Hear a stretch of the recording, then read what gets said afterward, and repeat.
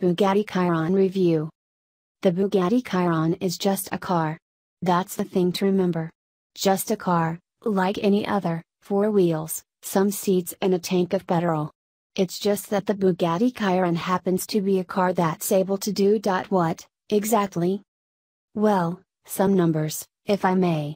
The official figure says the Chiron is able to do 420 km per hour, or 261 miles per hour, but that's misleading because it is both electronically limited and slower than the old Bugatti Veyron Super Sport was, when that became the world's fastest production car at 267.8 miles per hour that had a mere 1183 bhp.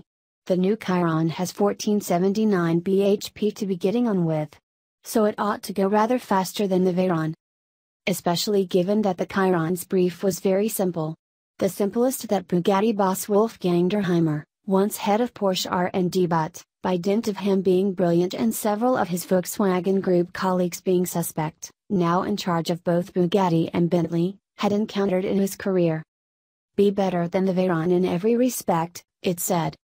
Which means that, when Bugatti goes back to the Volkswagen Group's Eurasian test track with the Chiron next year, to tell us exactly how fast it'll go, it'll be a bigger number than that official figure.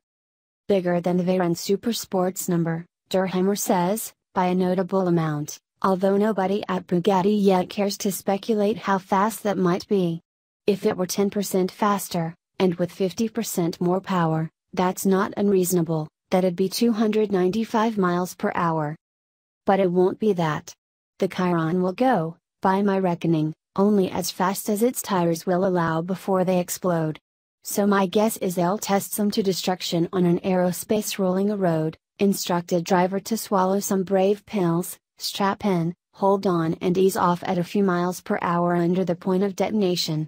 Let's call it, for the sake of argument, 275 miles per hour, this is my number, not theirs, and if I'm out by 5 miles per hour either way, so be it, it's a plenty big number. But it's important because everything else you read about the Chiron here has to be tempered by that fact. A car defined by massive numbers is at once constrained and liberated by that singular top speed. It dominates yet compromises its character. Yes, it's just a car. But it's one that'll do 275 miles per hour, and that entirely defines what it is like. It means, for a start, that when they tell you about it, you stand there and they begin to hand you parts and show you graphs. The pursuit of such a big number is so obsessive that it is easy to get lost in the details. I would need hundreds of pages and minutes to tell you everything, but the short of it is this: the Chiron is a carbon fiber tub 2-seater with conventionally opening doors.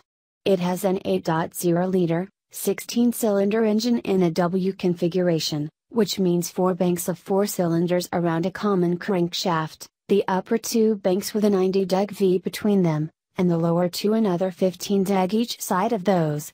There are 4 turbos, 2 of which are blowing all the time and fed by 8 exhausts apiece, to minimize what would otherwise be unimaginable lag. The other 2 are valved, to drop in and out depending on throttle position and rev range, and when they're on, each of the 4 turbos is powered by 4 exhausts. That they drop in and out helps to make a near flat torque curve of 1,180 pounds-foot from 2,000 pm to 6,000 revolutions per minute, a number that seems no smaller no matter how many times you write it.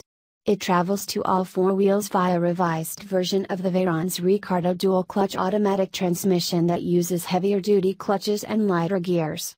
Power goes mostly to the rear, but with a Haldex coupling pushing it to the front when the rears can't cope. Which would be often. Wheel sizes are up by an inch each end over the Veyron, so 20 in fronts and 21s at the rear, but tires are wider at the front, 285 mm, and narrower at the back, 355 mm, than on a Veyron Super Sport, for a better handling balance. Yes, Bugatti cares about track times and handling. By its calculations, it would be among the fastest cars in the world around Le Mans, thanks largely to its performance along the Mulsanne Straight.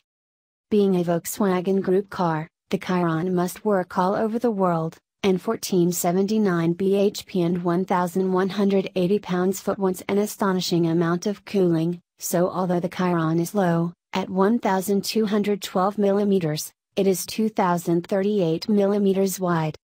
Other notable details? Literally hours of them. Turbos that look about 50% bigger than the Veyrons, a carbon fiber intake manifold, conrods that can take half as much more strain as a Veyron's but weigh no more, 420 mm diameter carbon ceramic brake discs, a steering wheel milled from a solid piece of aluminium, suspension bushes that contain 3 different rubber compounds to give different responses laterally, longitudinally and vertically, and the CFRP underbody, flat apart from naked ducts, a few strakes by the front wheels and a deeper diffuser and constructed from a honeycomb cord composite that, in thinner form and with a smarter finish, comprises the car's body, a body whose weave is so exquisitely constructed that you can leave it bare if you like, or color it mildly through the clear coat. I could go on, and I will. The passenger cell is carbon fiber, naturally, but now so is the rear subframe, engine carrier. The engine is put in position at Bugatti's Molsheim factory and the cell and carrier are assembled around it, joined by just 10 titanium bolts. It has, Bugatti says, a torsional rigidity of 50,000 Nm per degree, so racing car levels of stiffness. The other numbers are equally astonishing: 0 to 62 miles per hour in 2.5 seconds, 0 to 124 miles per hour in 6.5 seconds, 0 to 186 miles per hour in 13.6 seconds and, let's say, 275 miles per hour. Never forget the 275 miles per hour,